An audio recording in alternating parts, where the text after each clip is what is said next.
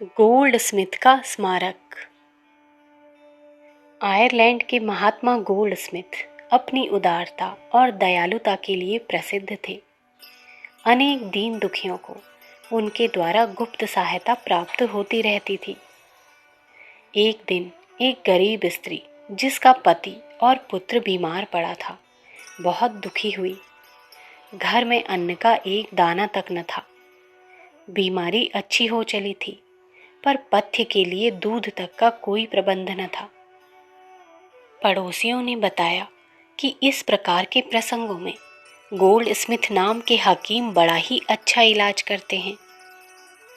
वो स्त्री gold Smith के पास पहुंची और कहा, हकीम जी, मेरे घर में बीमारी है, कृपा करके उन्हें देखकर दवा दारू कर दीजिए। गोल्ड स्मिथ बड़े आदमी थे, पर ये बिना किसी घमंड के उस स्त्री के साथ चल दिए। देखा कि टूटी फूटी झोपड़ी में ये दुखी परिवार दरिद्रता के कारण नाना प्रकार के कष्ट उठाता रहा है।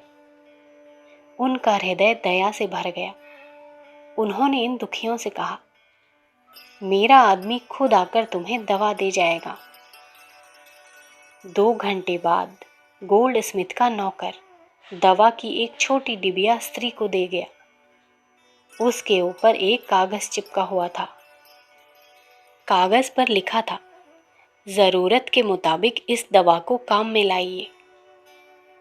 घर के तीनों व्यक्ति उत्सुकता से उस डिब्बी को देखने लगे। खोली तो उसमें 10 गिन्नियां रखी हुई थी। सबके चेहरे पर प्रसन्नता दौड़ गई। इस पैसे से उन्होंने अपना स्वास्थ्य पाया और व्यापार किया। कुछ दिनों में वे लोग बड़े धनवान हो गए। उस परिवार ने अपनी पुरानी टूटी झोपड़ी को सुरक्षित रखा और पास ही एक बहुत बड़ा महल बनवाया। उन दोनों के बीच में महात्मा गोल्ड स्मिथ की भव्य मूर्ति और 10 गिन्नियों की डिब्बी अत्यंत सुंदर मंदिर में प्रदर्शनार्थ रखी गई।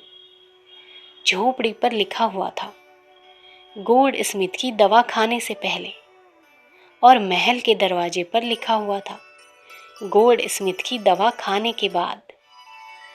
बीच में वह दवा की डिब्बी रखी हुई थी जिसमें 10 गिन्नियां थी।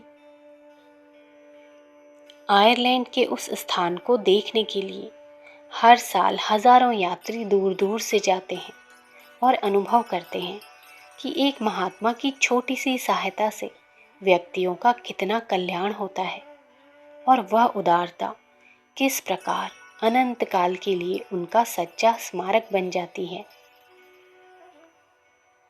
श्री सत्य प्रकाश जी बंसल, अखंड ज्योति, सितंबर सन 1942, पृष्ठ संख्या 23।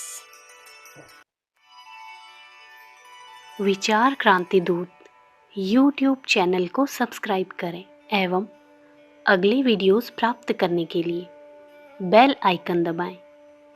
धन्यवाद।